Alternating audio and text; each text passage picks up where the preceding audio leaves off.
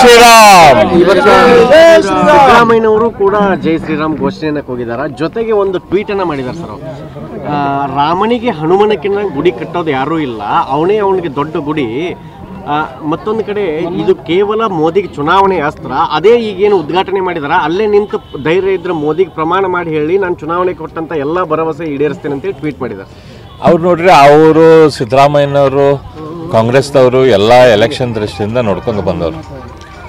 ಅವರು ಇಷ್ಟು ದಿನ ಆಯ್ತಲ್ಲ ಮುಸ್ಲಿಮರ ಓಲೈಕೆ ಮಾಡೋಕ್ಕೆ, ಅಲ್ಪಸಂಖ್ಯಾತರ ಓಲೈಕೆ ಮಾಡೋಕ್ಕೆ ಇದು ರಾಮನ ಇಲ್ಲ ಅಂತ ಹೇಳಿದವರು.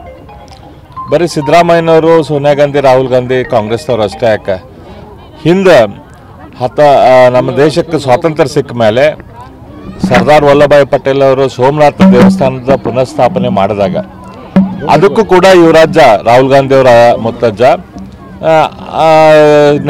ಜವಾಹರ್ಲಾಲ್ ನೆಹರು ಅವರು ಅದರ ಉದ್ಘಾಟನೆಗೆ ಕೂಡ ಹೋಗಿದ್ದಿಲ್ಲ. ಅದು ಕೂಡ ಆಗಬಾರ್ದು ಅಂತ ಆ ಸಂದರ್ಭದಲ್ಲಿ ಅವ್ರು ಹೇಳಿದವರು. ಡಾಕ್ಟರ್ ಬಾಬು ರಾಜೇಂದ್ರ ಪ್ರಸಾದ್ ಅವ್ರಿಗೆ ಕೂಡ ನೀವು ಹೋಗಬೇಡ್ರಿ ಅಂಥೇಳಿ ಅವ್ರು ಹೇಳಕ್ಕೆ ಪ್ರಯತ್ನ ಪಟ್ಟವರು. ಸೊ ಈ ವಂಶಸ್ಥರಿಂದ ನಾವು ಅಥವಾ ಆ ವಂಶಸ್ಥರ ಫಾಲೋ ಮಾಡುವಂಥ ಅವ್ರ ಹಿಂಬಾಲಕರಾದಂಥ ಈ ಕಾಂಗ್ರೆಸ್ಸಿಗರಿಂದ ನಾವೇನು ಹೆಚ್ಚು ನಿರೀಕ್ಷೆ ಮಾಡೋಕ್ಕಾಗೋದಿಲ್ಲ. ಅವ್ರು ಏನೋ ಲಭ ಅಂತ ಹೊಯ್ಕೊಂಡ್ರು ಸತ್ತೆ ಜನ ಅವ್ರ ಮಾತು ಕೇಳುವಂಥ ಪರಿಸ್ಥಿತಿ ಇಲ್ಲಿ.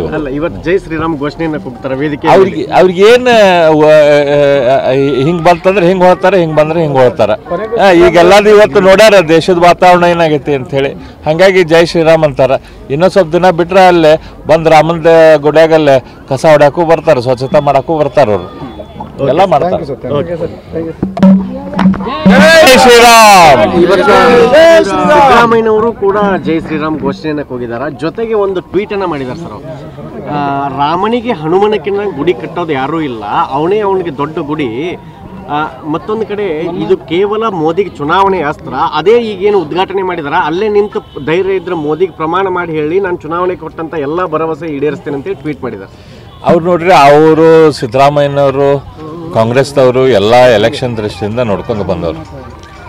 ಅವರು ಇಷ್ಟು ದಿನ ಆಯ್ತಲ್ಲ ಮುಸ್ಲಿಮರ ಓಲೈಕೆ ಮಾಡೋಕ್ಕೆ, ಅಲ್ಪಸಂಖ್ಯಾತರ ಓಲೈಕೆ ಮಾಡೋಕ್ಕೆ ಇದು ರಾಮನ ಇಲ್ಲ ಅಂತ ಹೇಳಿದವರು.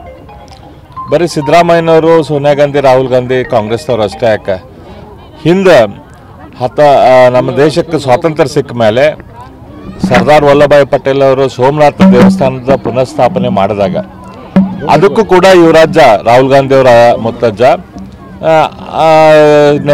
ಜವಾಹರ್ಲಾಲ್ ನೆಹರು ಅವರು ಅದರ ಉದ್ಘಾಟನೆಗೆ ಕೂಡ ಹೋಗಿದ್ದಿಲ್ಲ. ಅದು ಕೂಡ ಆಗಬಾರ್ದು ಅಂತ ಆ ಸಂದರ್ಭದಲ್ಲಿ ಅವ್ರು ಹೇಳಿದವರು. ಡಾಕ್ಟರ್ ಬಾಬು ರಾಜೇಂದ್ರ ಪ್ರಸಾದ್ ಅವ್ರಿಗೆ ಕೂಡ ನೀವು ಹೋಗಬೇಡ್ರಿ ಅಂಥೇಳಿ ಅವ್ರು ಹೇಳಕ್ಕೆ ಪ್ರಯತ್ನ ಪಟ್ಟವರು. ಸೊ ಈ ವಂಶಸ್ಥರಿಂದ ನಾವು ಅಥವಾ ಆ ವಂಶಸ್ಥರ ಫಾಲೋ ಮಾಡುವಂಥ ಅವ್ರ ಹಿಂಬಾಲಕರಾದಂಥ ಈ ಕಾಂಗ್ರೆಸ್ಸಿಗರಿಂದ ನಾವೇನು ಹೆಚ್ಚು ನಿರೀಕ್ಷೆ ಮಾಡೋಕ್ಕಾಗೋದಿಲ್ಲ. ಅವ್ರು ಏನೋ ಲಭ ಅಂತ ಹೊಯ್ಕೊಂಡ್ರು ಸತ್ತೆ ಜನ ಅವ್ರ ಮಾತು ಕೇಳುವಂಥ ಪರಿಸ್ಥಿತಿ ಇಲ್ಲಿ. ಇವತ್ತು ಜೈ ಶ್ರೀರಾಮ್ ಘೋಷಣೆಯನ್ನು ಕೂಗ್ತಾರೆ ವೇದಿಕೆ. ಅವ್ರಿಗೇನು ಹಿಂಗೆ ಬಂತಂದ್ರೆ ಹಿಂಗೆ ಹೋಗ್ತಾರೆ, ಹಿಂಗೆ ಬಂದ್ರೆ ಹಿಂಗೆ ಹೋಗ್ತಾರೆ. ಈಗೆಲ್ಲದು ಇವತ್ತು ನೋಡ್ಯಾರ ದೇಶದ ವಾತಾವರಣ ಏನಾಗೈತಿ ಅಂಥೇಳಿ, ಹಾಗಾಗಿ ಜೈ ಶ್ರೀರಾಮ್ ಅಂತಾರೆ. ಇನ್ನೂ ಸ್ವಲ್ಪ ದಿನ ಬಿಟ್ಟರೆ ಅಲ್ಲೇ ಬಂದು ರಾಮನ ಗುಡಿಯಾಗಲ್ಲೇ ಕಸ ಹೊಡ್ಯಾಕೂ ಬರ್ತಾರೆ, ಸ್ವಚ್ಛತೆ ಮಾಡೋಕ್ಕೂ ಬರ್ತಾರೆ. ಅವರು ಎಲ್ಲ ಮಾಡ್ತಾರೆ.